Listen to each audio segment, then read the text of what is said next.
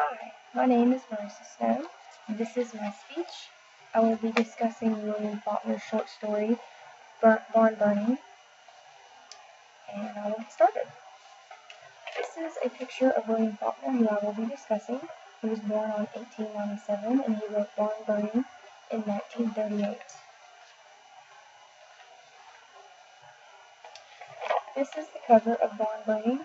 As you can see, this directly relates to my speech, with the fire being one of the symbols I will discuss. You also see the pain in the boy's eyes as he's having to make a choice between family and his morals. And now for my speech.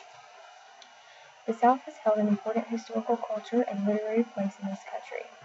No other writer in American fiction has described this history, the people, the society, and the cultural issues of the South quite like William Faulkner.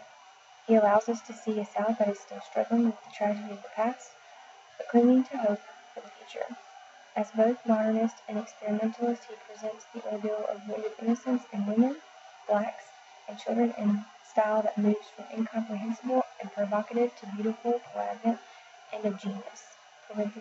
Turner.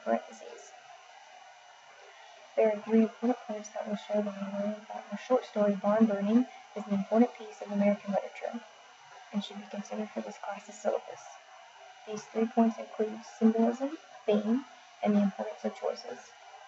Each point is extremely important, as this is why it should be included on the syllabus as a great choice to be discussed in an American literature class. There are several symbols in this story, but the main ones are fire, blood, and the White House. The most important symbol is fire. Fire shows the anger Abner feels when he is looked down upon or spoken to with no respect. This is why he burns barns. Blood symbolizes the relationships between each family member, specifically Sardi and Abner.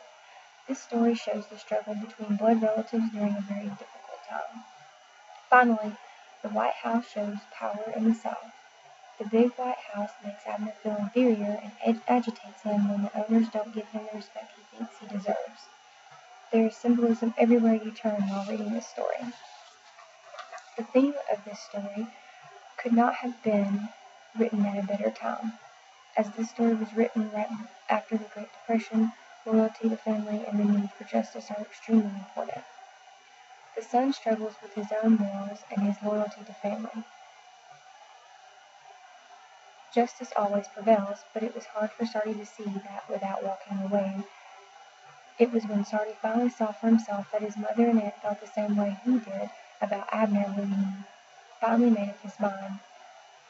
His mother and aunt did not agree with the barn burning, as did Sardi.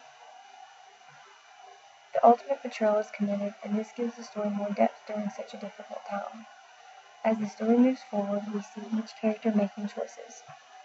The importance of these choices is another important point. Each choice we make has a different effect on the people around us.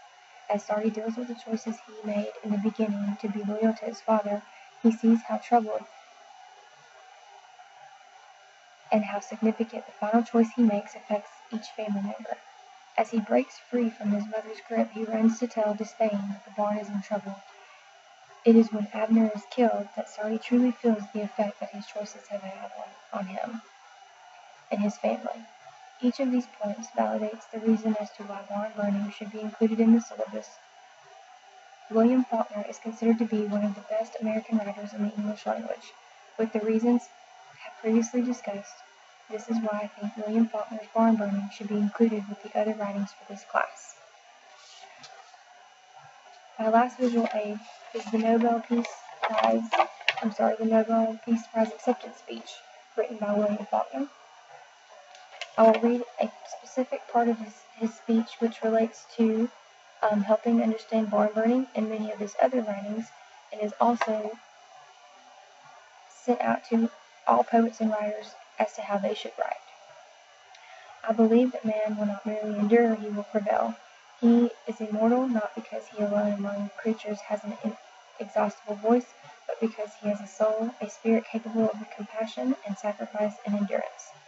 The poet's, the writer's duty is to write about these things. It is his privilege to help man endure by lifting his heart, by reminding him of the courage and honor, and hope and pride, and compassion and pity and sacrifice which have been the glory of his past.